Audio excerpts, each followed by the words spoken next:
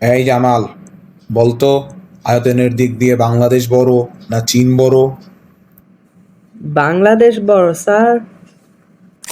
কিভাবে বুঝলে? বাংলাদেশ লিখতে বেশি জায়গা লাগে আর চীন লিখতে কম জায়গা লাগে স্যার। আমার পানিটা গরম করে দাও, না হলে। না হলে না হলে কি কি করবে? ঠান্ডা পানিতে গোসলটা সেরে নিব। বলতো পৃথিবীতে কোন জিনিস দ্রুত বাড়ে? হরিণ স্যার। বলিস কি? জি স্যার, আমার দাদা একবার 3 ফুট লম্বা একটা হরিণ শিকার করেছিলেন তিনি।